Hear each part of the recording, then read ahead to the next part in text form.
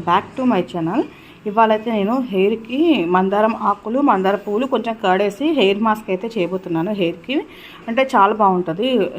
హెయిర్కి మందార పువ్వులు అని మందాకులతో కానీ పేస్ట్ చేసుకొని హెయిర్కి అప్లై చేస్తే చాలా స్మూత్గా ఉంటుంది.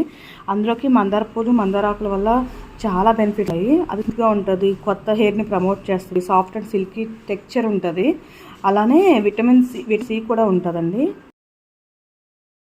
మీకు ప్రతి వారం అప్లై చేసుకోకపోయినా కానీ మంత్లీ ఒకసారైనా అప్లై చేసుకోండి. హెయిర్ అనేది చాలా బాగుంటుంది.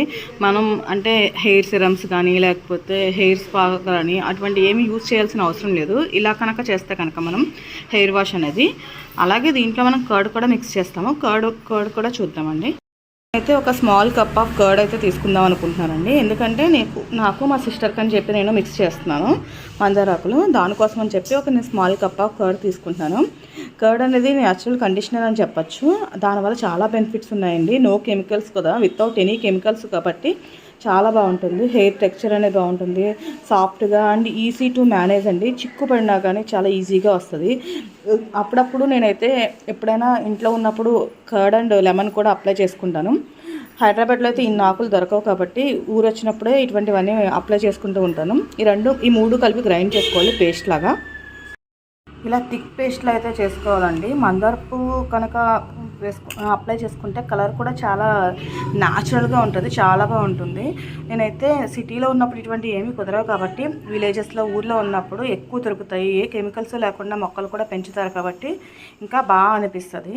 ఇలా అయితే పేస్ట్లా చేసుకున్నాము. ఇది హెయిర్కి అప్లై చేసుకుని ఒక హాఫ్ అన్ అవర్ ఉంచుకుని హెయిర్ వాష్ చేసుకోవచ్చు. నేను కుదిరితే చూపిస్తాను వీడియో, లేకపోతే కనుక ఇలాగే హెయిర్ వాష్ చేసుకున్న తర్వాత చూపిస్తాను. కుదరకపోవచ్చు. చూసారు కదండి, మొత్తం ఇలా హెయిర్కి అప్లై చేసుకోవాలి. మొత్తం హెయిర్ అంతా అప్లై చేసుకున్న తర్వాత నేను అప్లై చేసినప్పుడు కుదరలేదని చెప్పి వీడియో తీయలేదు.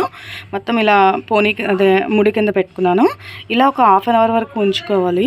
హాఫ్ అన్ అవర్ వరకు ఉంచుకున్న తర్వాత మనం హెడ్ బాత్ అనేది చేసుకోవచ్చు. మైల్డ్ షాంపూతో కానీ లేకపోతే మీ ఇంట్లో ఎప్పుడైనా కుంకుడుకాయలు సోప్ నట్స్ కుంకుడుకాయలతో కూడా మీరు చేసుకోవచ్చు.